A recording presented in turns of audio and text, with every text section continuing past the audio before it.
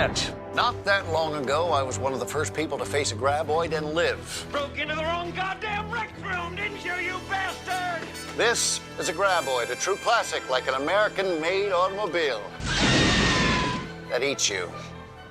This is a shrieker. Get some earplugs and aspirin. Trust me. Now this is the aptly named Ass-Blaster. Guess what they do? Know which one is which. It might just save your life.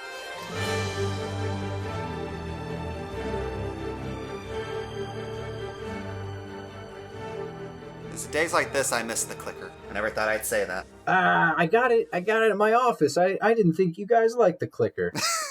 It reminds us of a simpler time, Cody. Old clicker, the greatest tool you'll ever see. Alrighty, let's do her. The story so far.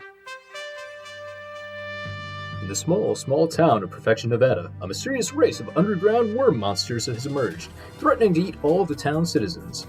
Unfortunately for these graboids, they picked the wrong survivalist to mess with. Burt Gummer, with some assistance from the rest of the townsfolk, destroys all the monsters, and everyone lives happily ever after. Well, not quite. Burt, having faced and bested the ultimate doomsday scenario, has lost his drive. His wife leaves him. When things are at their darkest, though, Gummer gets a call from an old Perfection buddy, offering him a chance to fight more graboids down in Mexico.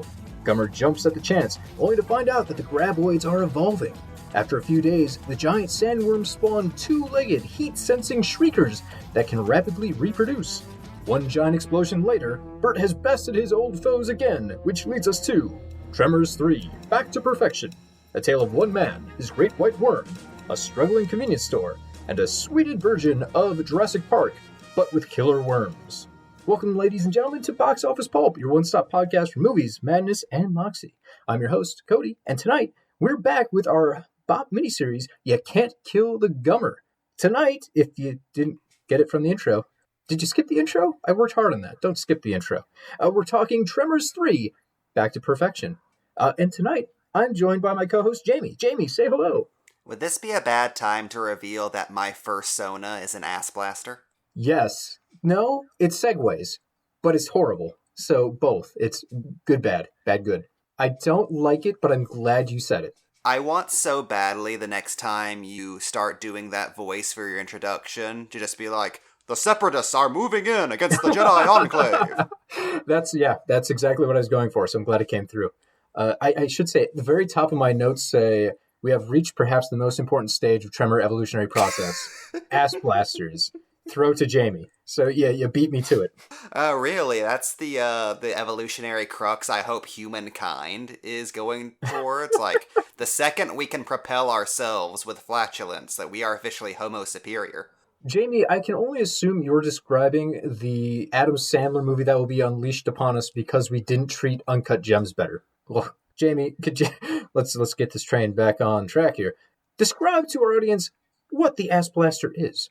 Well, the Ass Blaster is the next stage in graboid evolution. And since this is the main crux of Tremors 3 Back to Perfection, we should just go ahead and begin this episode with another installment of What's Up with the Graboid.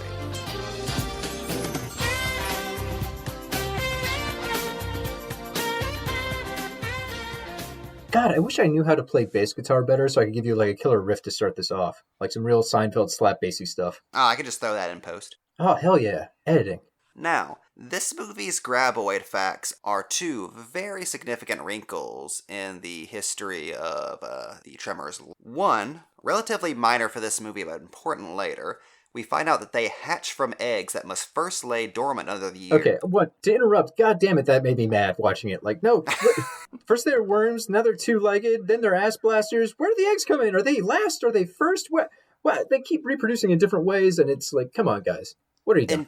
Until proven otherwise, Tremors takes place in the Ridley Scott sci-fi future universe of Blade Runner, Aliens, and Predator. So the graboids are just Earth Cenobites that the engineers placed in here. That's actually what the beginning of Prometheus means. That engineer is killing himself to bring the graboids to Earth. Did you call them Earth Cenobites?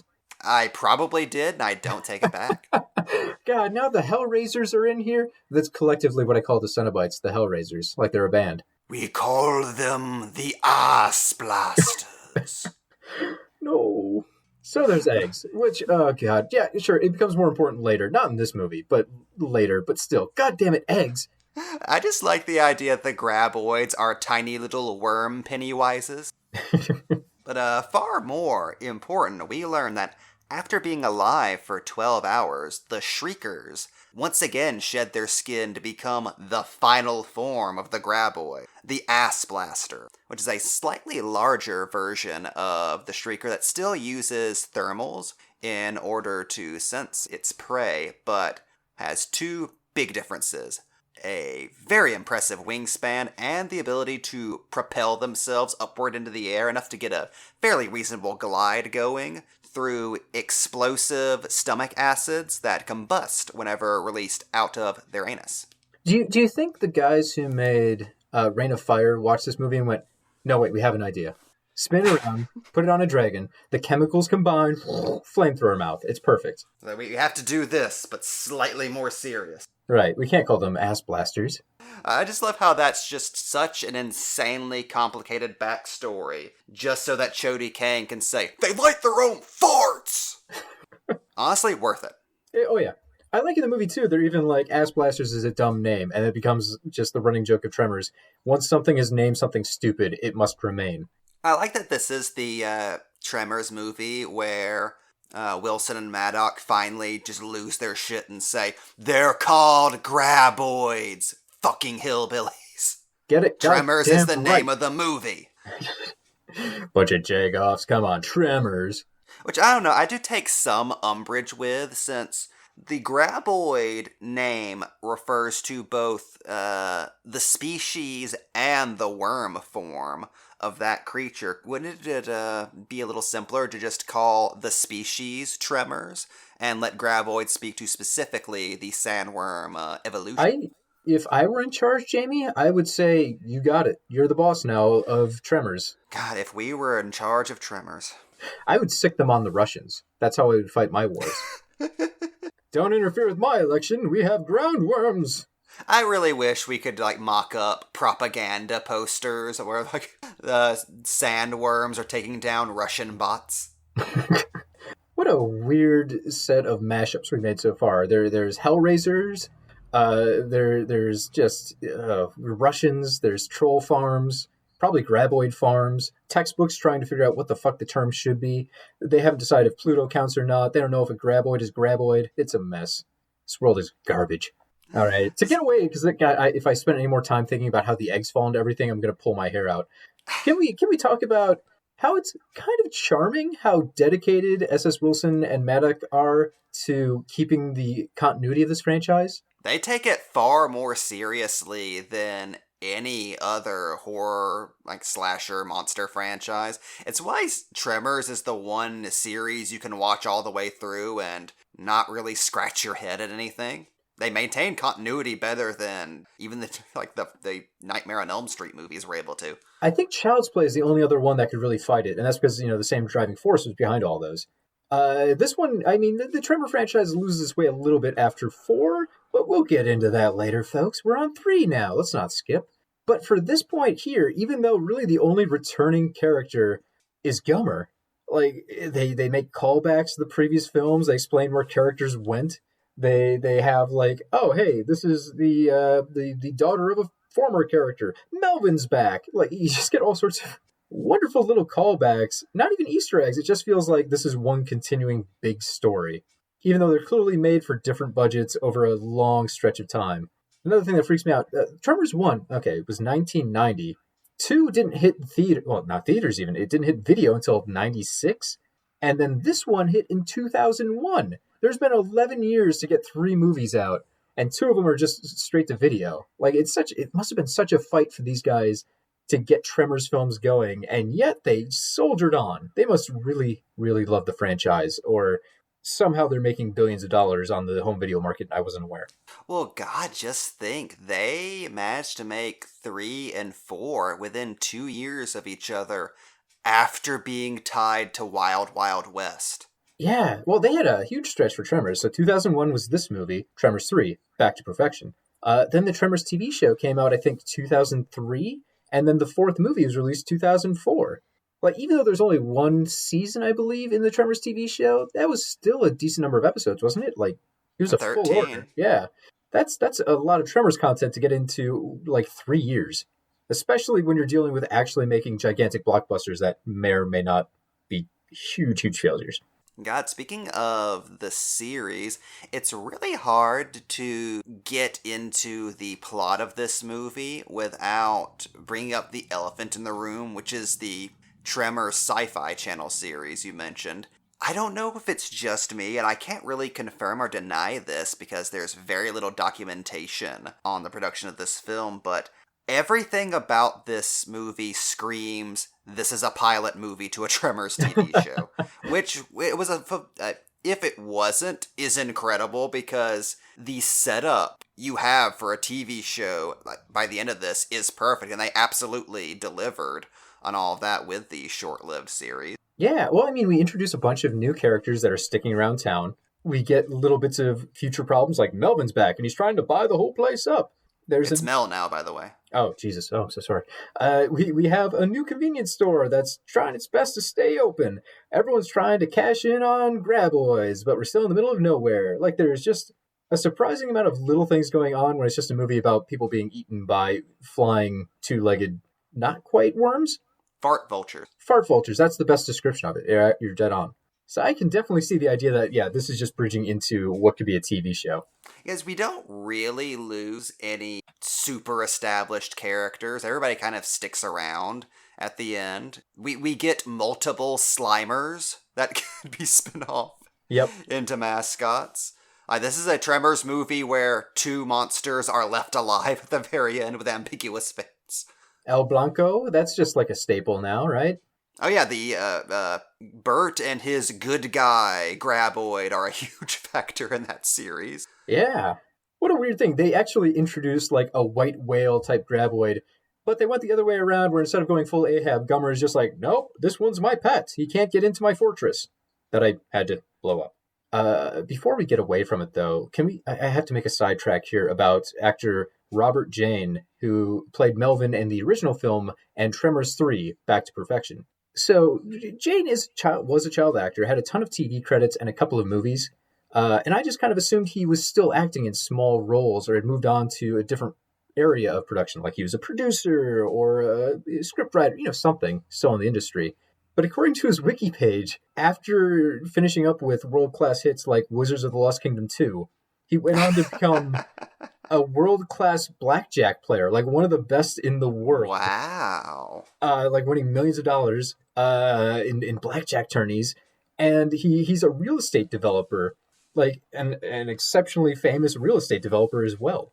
Which is so weird that I think this guy, the annoying kid from Tremors 1, would go on to have two wildly different careers and probably be like one of the top in the world for both of them. So, while technically being Melvin in real life with his potentially shady real estate deals. I really enjoyed that. I wonder if like he was into real estate and they brought him back as a joke, like they wrote that into the script, or if they were just totally a coincidence. I would like to say they're, kind of ribbing him a little bit. You can be the evil real estate developer, and in real life you can continue to be a real estate developer who might not be evil. Which leads us into what is essentially the main crux of this movie, what passes for its plot, because this movie does not let too much plot get in the way of the story, let me tell you. In an interesting twist from everyone trying to get the fuck out of perfection in the first movie, in Tremors 3, everybody wants a piece of perfection out of nowhere. Even though there's only like 8 people living in the town. You have Melvin trying to develop perfection into the most poorly advised real estate scheme I've ever seen. Yeah, come to perfection and die. Hardly anyone gets eaten by giant worms out here. We have the character of Jack Sawyer. I'm very convinced is supposed to be the sidekick from the second movie, but they couldn't get the other guy to commit. So at the last minute they rewrote things, because same personality, a similarly looking actor who fulfills pretty much the same role as a reluctantly held, overeager boy sidekick. and even has that character's motivation from Tremors 2 of having a graboid-themed amusement park, which we are told that he and Earl actually do make after And are Tremors successful 2. with. Yeah, they have a monster theme park that makes them massive amounts of money. So I love the idea that it's canon. In this universe, this character is just ripping off the sidekick from the last movie. Pretty much, and less successfully. Although I have to say, I do love this plot point. If there was a real thing like this, like a hokey tourist deal, where you went out in a Jeep and some guy talked about the bad lands of the Tremors, and then they had dust clouds follow you as you had to sit on a rock and eat like ham sandwiches for a half hour, I would take that trip. I would definitely go to that tourist trap. Oh, definitely. Going again into how much this feels like a pilot, you can see all of the story potential in this little group of characters they bring up, with slightly more responsible and capable Burt as kind of the linchpin of this community of people that have nowhere else to go. You see Chang's niece Jody turning his old convenience store into a graboid-themed amusement park that's just filled with memorabilia from this universe that's sprung up between the first movie and now, which is something I really appreciate about the Tremors films. I will sit through very flawed films like Pacific Rim. Hey, this is a Pacific Rim house. Movies I like can also have flaws at the same time. No, it's impossible. What I like is perfect and golden. My favorite thing in multi-movie monster franchises is the little moments where you get to see how the culture of the world has changed with monsters in it. You see this in Pacific Rim, you get flashes of this in Godzilla, King of the Monsters, and I will forgive any flaw a movie has if it just lets me spend a little bit of time in that world. And you really get that in spades with this movie. They really sell you on the idea that for a couple of years, graboids were the biggest thing going on the face of the earth. And now that it's the 2000s, everyone's kind of gotten on with their lives, but everyone still has this nostalgia for the graboid sensation of the 90s. And it does feel like, in the real world, let's talk about the coelacanth was rediscovered, and it's like, oh my god, oh, it's insane. And who gives a shit now? It's like, oh yeah, I guess that wasn't really extinct, whatever. If a zoo said they had one, I probably wouldn't draw in a lot of people, even though it's like, guys, come on, this is a pretty cool thing. We thought this was extinct for hundreds of years. It was just hanging out. NASA has told us that UFOs exist on several occasions over the past 4 years, and it has barely broken headline news because of all the other shit we're worrying about. It is astonishing how things you think would change human life as we know it just kind of get absorbed into our culture. And it's a little easier to believe here than in something like Jurassic World, where they decide, oh, monsters are boring now. Because in this one, they only see the monsters rarely. It doesn't feel like a common threat. Although, it must be coming up a little more often, because the movie starts with Burt just annihilating a wave of shriekers on camera. Also, what a weird start to the movie, because it just feels like that freeze frame of Burt just enjoying himself, blowing away dozens of shriekers, should be the end of, a trilogy, not the start of one. Hey, we get plenty of that in the next movie. True. I will say, something that is kind of funny to me is, the first three films, they're all made roughly by the same people. Different stars come and go. But it feels kind of like a trilogy, because the fourth one, spoilers, is a prequel.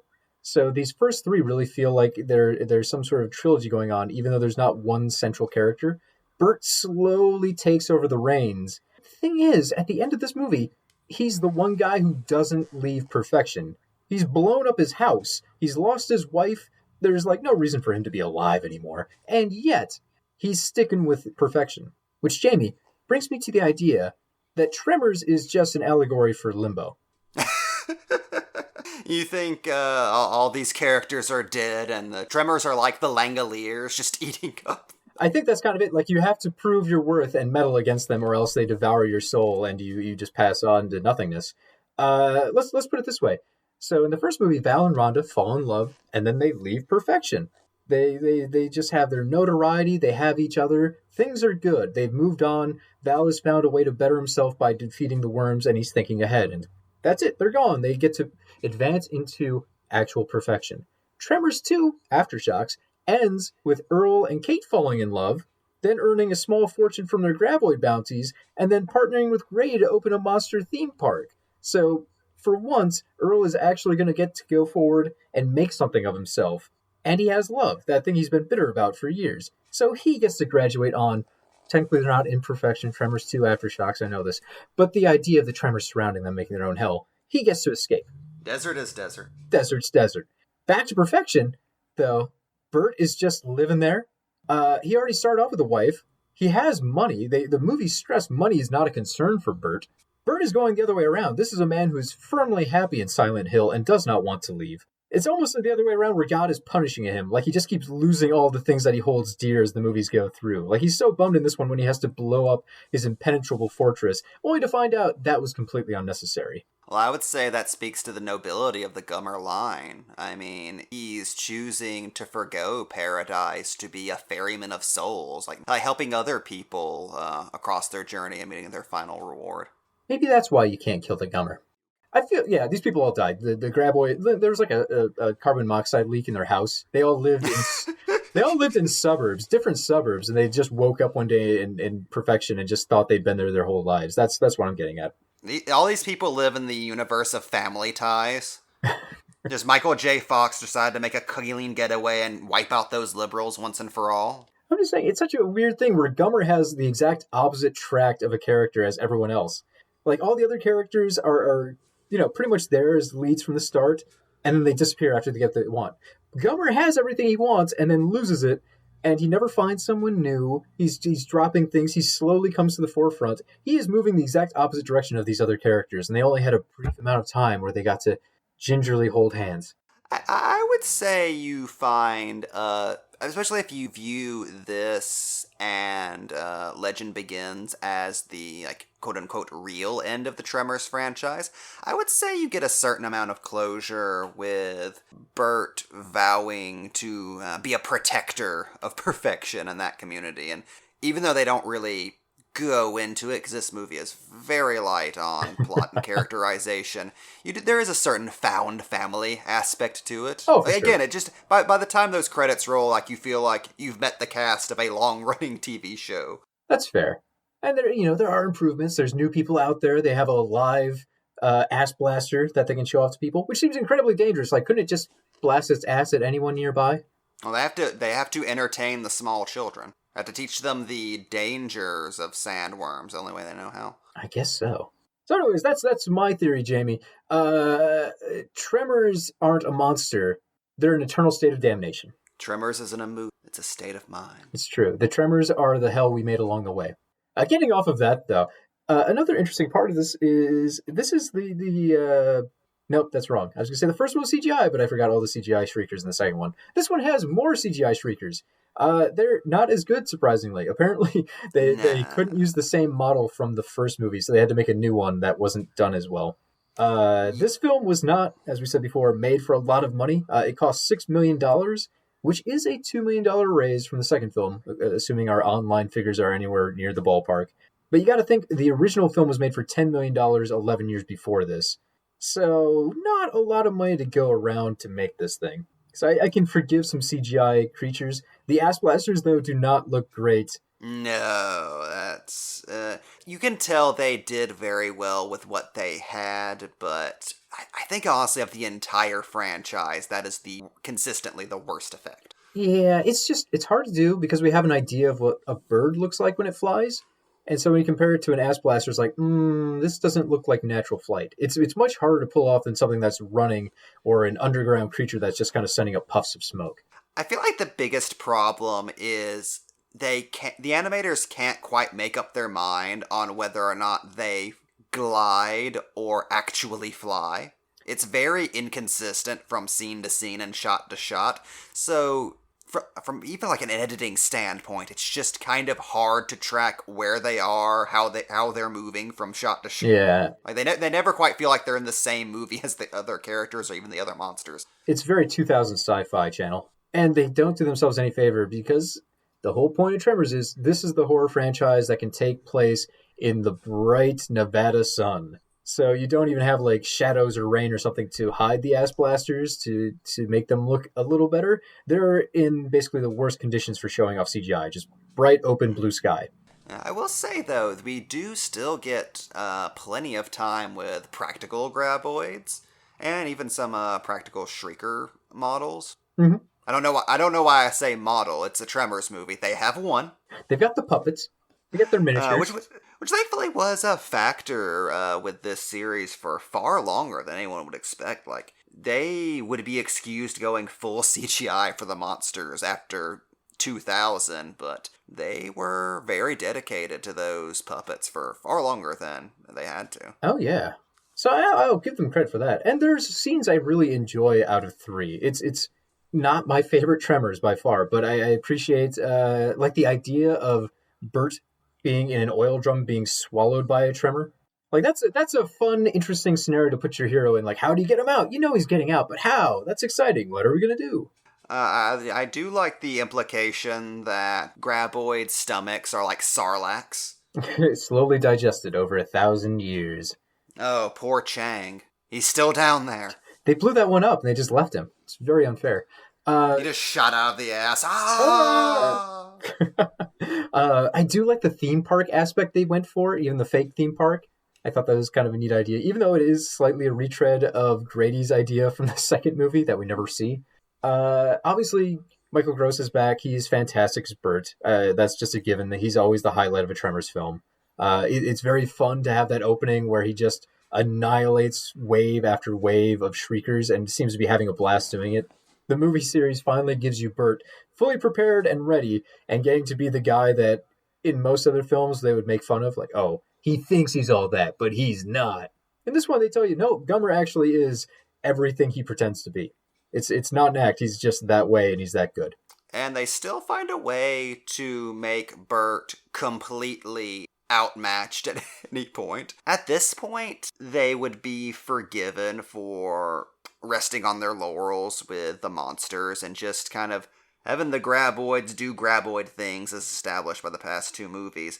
But the franchise is very consistent with the fact that the graboids are always evolving and they're always getting smarter. So, much like Tremors 2, we get the opening where our characters have finally figured out how to deal with these things, and then we completely subvert every single established idea, right down to the idea of them reproducing after eating, which turns out to have the opposite effect whenever they're done on the ass blaster. It's like the graboid physiology is designed to be a troll. Pretty much.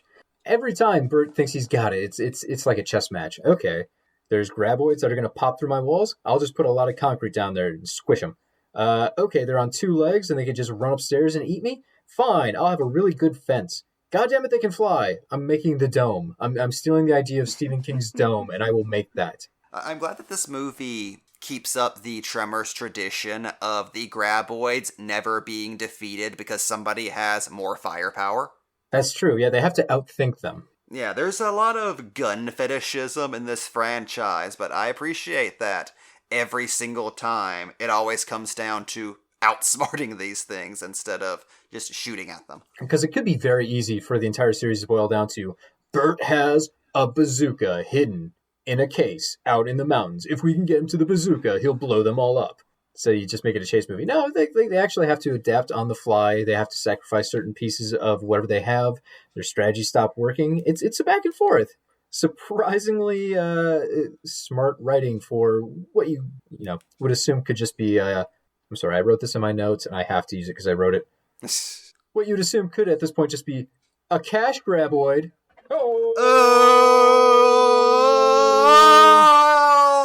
Turned down for what? Not that there aren't some things in this movie I feel date it a little more than other entries into the franchise. Like, there is the subplot of the big city liberals coming to perfection to declare the graboids an endangered species. Oh, yeah. Well, the character of Burt has kind of got the whole libertarian thing down anyways. You can see the don't try me flag in his bunker. He doesn't like the government guys. And the Melvin does refer to him as right-wing in one scene, which is really the only time they kind of play around with that, with the character. I'm glad they don't really go deep into that, and ultimately the movie ends with Burt coming around on the endangered species thing and actually using it to protect the town with his adopted Slimer graboid. Mm-hmm. I am glad that that's as far into that territory as the series ever really gets. Far be it from me to be like, don't bring your politics into a giant worm movie, because I see politics in everything anyways. Even if you don't intentionally put politics into a film, I feel like the lens of the viewer will find it. So I'm glad they didn't make the character actively an awful person. It's funny seeing Burt shown in such heroic terms, because this is the first moment, like from the first scene, we see Burt Gummer front and center as the hero of the Tremors franchise. And it's weird seeing him be the moral center of a movie where underneath all of the comedic bravado, there's this John Wayne sense of, I'm gonna stand here and I'm gonna stand up for what's right, and I'm gonna be immovable. But it's very endearing. It is, and he cares about his community, he checks in with people, he knows everyone there and what's going on in the valley, he's friendly with guys. Yeah, they do make him out to be a good guy, and in a lot of other films, I feel like if you had a far-right gun nut, it'd be easy to just make him an annoying caricature or an outright awful person. It could have been worse, is all I'm saying. Tremors, it could have been worse. That's my review of Tremors 3, Back to Perfection. If we want to move on, Jamie, to our final rankings of the films, I don't know if you're ready for that. Do you have more Tremors 3 Back to Perfection knowledge you need to impart on me? Absolutely nothing. Beautiful. So, my ranking of the Tremors franchise, I'm going Tremors, Tremors 2, Aftershocks, Tremors 3, Back to Perfection. Right down the list. 1, 2, 3. I would have to say the same. I do like Back to Perfection quite a bit. But yeah, at the end of the day, like I said at the beginning, it comes across more like a backdoor pilot than really a standalone movie, whereas Tremors 2 is probably the best immediate direct-to-video follow-up to a movie I've seen. Total package. Here's the other ranking, though, and this is the serious one. How are we ranking the names of the Tremors franchise? Because I know previously when I did my rankings, I said Tremors 2, Aftershocks, then Tremors. I'm going to stand by that. Once I have made up my mind, I'm stubborn. I'm still saying Tremors 2, Aftershocks, followed by Tremors. But Tremors 3, Back to Perfection, number one, baby. This is my number one named Tremor film. Wow. I enjoy that they didn't get scared off. This is Tremors 3. We want you to know it. Tremors 3, Back to Perfection. They have the number. They have like the subtitle. Plus, I enjoy the Back to Perfection angle because we did skip Perfection in Entry 2. This is the third movie after 11 years, so it is kind of a return to form a little. That sounds weird because it's only the third movie, but there was a large gap between them. And the Back to Perfection, the city's name is Perfection, Jamie. I don't know if you knew that, but it fits. It fits so good. I still will say that Tremors 2, Aftershocks, is the superior title to Tremors. It kind of bothers me that they immediately broke the tradition of some kind of... Something seismic? Yeah, some kind of seismic-themed pun. And with the addition of the Flighted Ass-Blasters, it feels like they had a lot of potential there that they just didn't go for. So, yeah, I'm gonna have to put them at number 3 just because they should have taken a big swing. Oof. This hurts. Jamie, can you think of an appropriate geological, seismographical subtitle that also applies to the sky for Tremors 3? Do you have any offhand? Tremors 3, Seismic Skies. Yeah, okay, that actually would have been pretty good. You win this round! Actually, I thought I had you. I really didn't think you were going to have jack shit. I always have jack shit. I think that's all I can say about Tremors 3. I'm not going to hold the audience on the hook any longer. Folks, thank you so much for joining us as we continue to plumb the tremor holes of Perfection, Nevada. I don't know what kind of accent I just threw in there. Perfection, Nevada. We'll be back. We've got so many more Tremors movies to go through. Thank you, as always, for Jamie, for joining me, and for doing all the legwork on the actual editing. Folks, if you've enjoyed this podcast, there's plenty more of us under boxofficepulp.com. We've got our website there. We have commentary tracks from movies such as Doom. Everyone kind of remembers Doom, so you'd probably enjoy a commentary track. And we also have one-off episodes where it's just us shooting the shit. Go check them out. You'll love them. Find us on iTunes, our website, Stitcher. We're on Amazon Music now. How crazy is that? And you can leave us a message on Facebook. We probably won't check it. Or Twitter, which you might check. Thank you so much for joining us. But I forgot one last important part. Jamie has another entry from the Tremors Wiki just for us. Jamie, take it away. Their endurance is actually high, as it took many gunshots to kill one that attacked Burt basement, as they use a variety of guns to kill it. Though over time they learn more of their endurance will not work on weapons that Burt will to kill them more easily, such one type of gun that was used on Graboid in the series that will blow up with one-shots. Though their endurance was also proved that Graboids will not be able to survive at full speed to go through a concrete wall will kill itself. Their stamina is very high as they can chase prey.